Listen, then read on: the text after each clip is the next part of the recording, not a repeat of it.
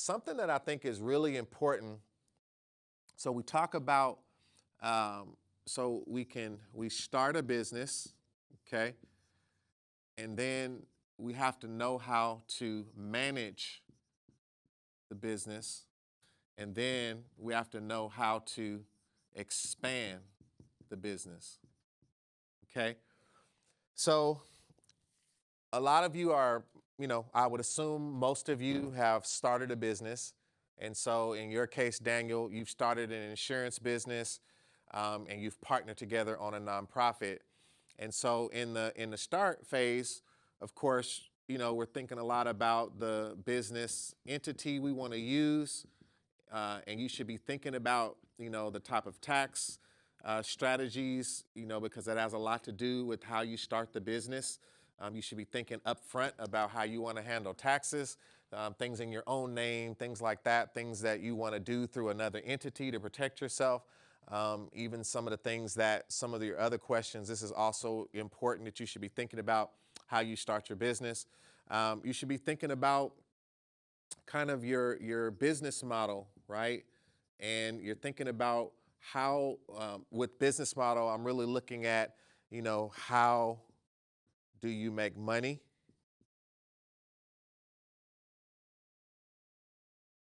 Right? We're looking at strategy as well. So again, remember when we talk about strategy, we're always saying, here's my destination. I'm here. And again, I can go this route to get here, and I can go this route to get here, right? And which route do I want to go and why?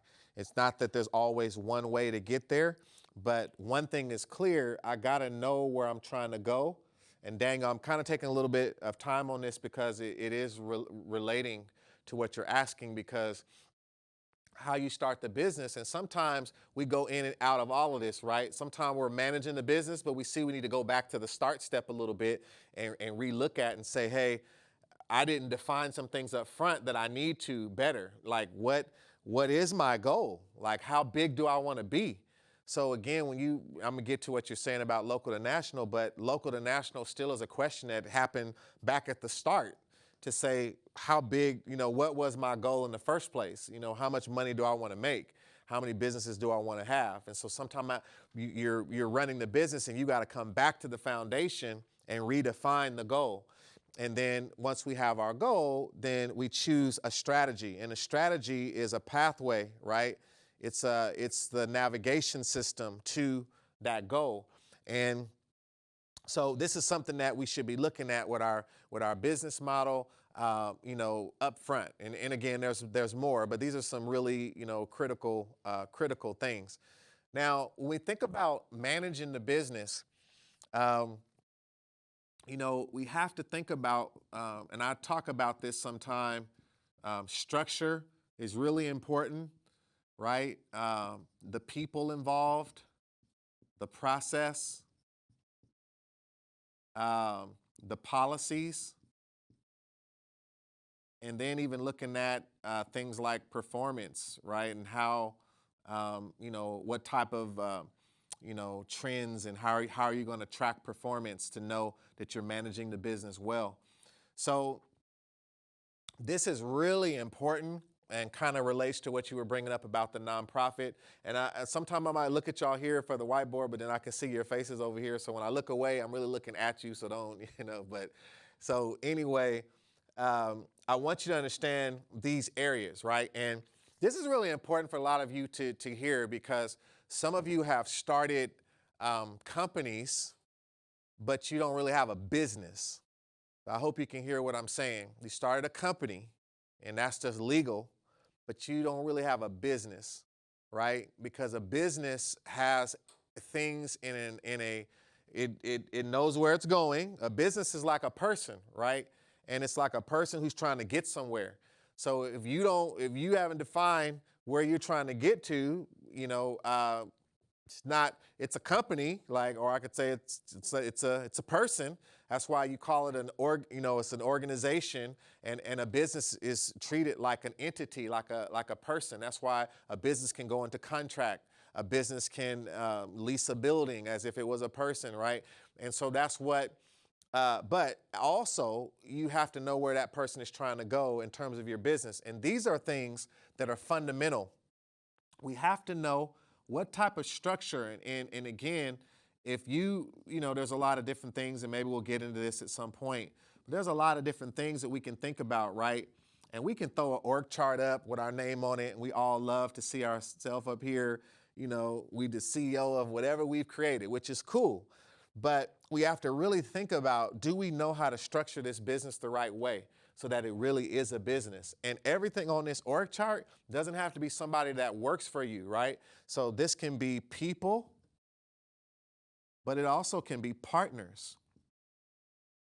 So we could be dealing with people that are going to really work for you, that you're going to bring into what you're doing, either through employee or contractor, or you have partners, right? These could be vendors, other things, but it still is a structure. You still got to have a structure. Like, I don't care what you're doing, what are the things that need to be managed, right? So what needs to be managed? So this is very important, so that you really make sure. So, and this is before we could even get to expansion, right? So, and maybe, Daniel, you might be at this level with the insurance business, but not the nonprofit, or, vice versa. But this is very important. And so this kind of leads right into the people as well, right? So who are the people that I'm going to work with, to really begin to accomplish the goal? Who are the right people? So now, do you have job descriptions in your business? Some of these things seem very fundamental, but you'll be shocked at how many times we don't have these things in place, or the business changes and you got something cool little document you started off with when you were, really happy about everything, but now the business has changed. And even job descriptions for the vendors and partners, like, this is what this vendor is supposed to do. They supply me with this, and this person is going to do that. You should define those things. How many different processes are in that business, right? We talked about things where we're clear, this has to happen and that has to happen for us to accomplish a specific goal. Do you know how many processes are in that business? So these are things that I think is very important to say. I have a business and it's stable, is that I know these things. And then what are the policies, right? So what is the set of rules? Do you have any rules? I don't care what type of provider you are, there should be some rules. Rules for your customer that you serve, rules for you to govern your behavior, rules for anyone you're going to only work with vendors who do this, who pay on these terms, or but make some rules, right? Because if an attorney told me, and I say this often, said you're only a business if you act like one. Very important, very compelling statement. So you can have a business legally, but you don't have anything to define what this is. So you're just running around with a logo, right? You're online just saying stuff, about whatever that's kind of cool to you, but is it really a business? And so you have to put these things in place. I don't care if you're a one-person operation, you got to describe it. When I first started out, I created a whole, plan, and I created a vision of what I felt the thing was going to be and how it could grow before I had anything.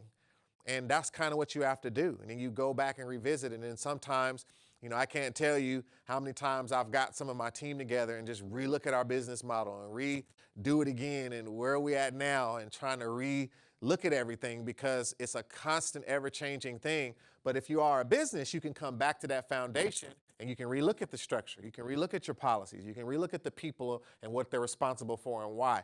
All of these things are critical. And then, of course, performance. So you got to know, what type of performance are you trying to create? And what are the key things? And this is very common in the corporate world. We call them KPIs. And KPIs is key performance indicators. And you need to know for your business, what is the key performance indicator? In other words, what are the key things that you should keep your eye on that lets you know the business is doing well? Some businesses, retail, maybe it's sales, but also it could be other factors, right? That related to, where you get your supplies from, that you need to keep an eye on that, because if that goes down, it'll hurt the business. You might be in daycare, and what is it? What is a key performance indicator? How many complaints you get from a parent, or it could be related to, doing something that evaluates how the kids feel, every week, and seeing how they feel at the end of the day. How happy were they with their experience? What are you doing to, but first of all, what are the key performance indicators? And then secondly, how do you get the information? And then once you get it, how do you track it and make sure that you look at it over time to see is your business going in the way that it should or not? So we got to make sure, and my point, Daniel, is that we got to make sure that all of this really is in place and that we've got to the point where we can really manage a business. We know, back to our goal, we know our strategy is going to be that we're going to do this, do that, and do this. And that's the way we're going to get to the goal.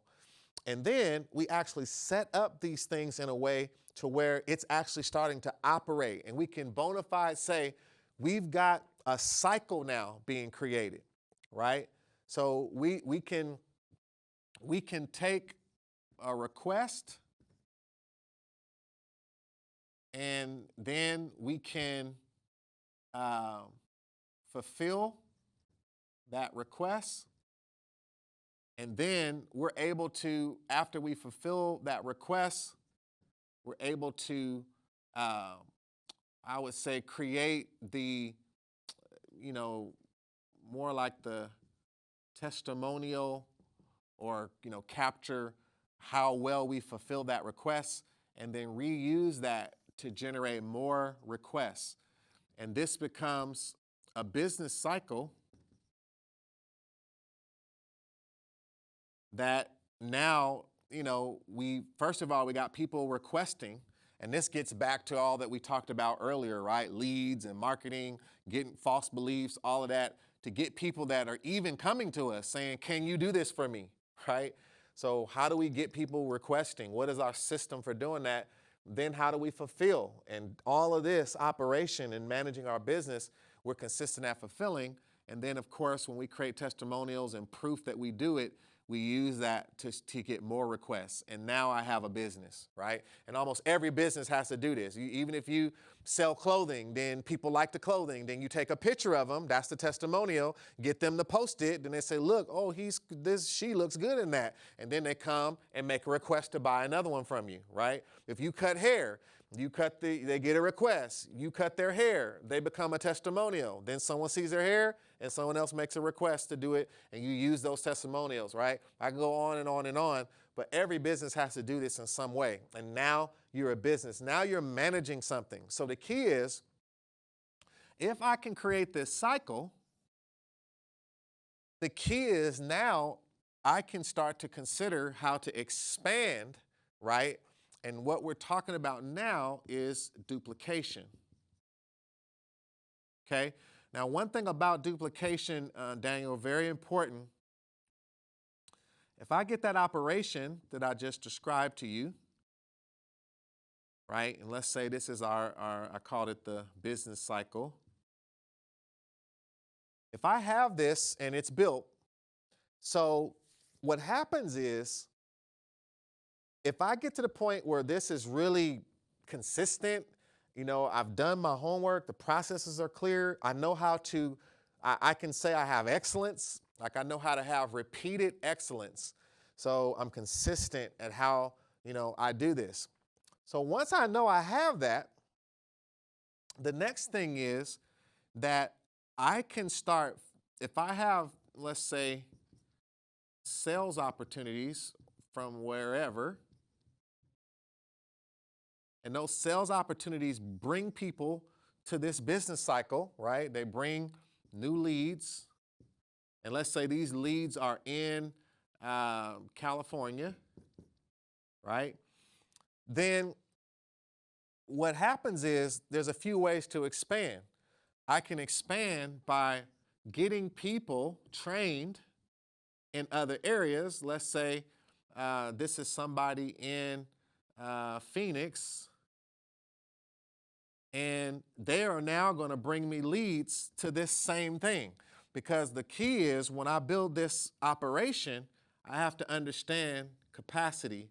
How much can this, handle? So something that's online and, maybe insurance, what have you, or depending on different laws, and you got to have a license in the area, there's things you have to work through. But sometimes expansion just means a salesperson. It just means partnering with a way to bring you leads to the same structure that you built here that you're managing. And you're just simply expanding the way to bring in business to this existing thing. Now, and I can tell you that, there's times that I've had businesses that expanded into other areas because maybe you started to see in that area, you were able to create an opportunity, maybe a person or a door opened, or you see a market and you see some opportunity starting to flourish. Well, then that's when you start to consider going, into that area. But sometimes it's sales. Or it can be that I literally have to go to an area and duplicate everything, right? Which is always a little harder. I'm creating a new business cycle, people, operation. Now I am basically duplicating and creating the exact same thing, including new people that's bringing business to this thing. And I've got to bring this whole thing into an area. And so if, for you to be able to do that, it's always good when you're talking about national, when you get one of these working really well, then the recommendation is to do it at least, start off doing it in one more place and prove that the duplication works. When I took something and duplicated it, it worked in another area or another place, wherever that is. And that first duplication is very important, right? So when you can create, we use this sometime in the lean world back in my Japan days. It's called mirror image. So when you can build a business that looks a certain way and then create a mirror image somewhere else, right?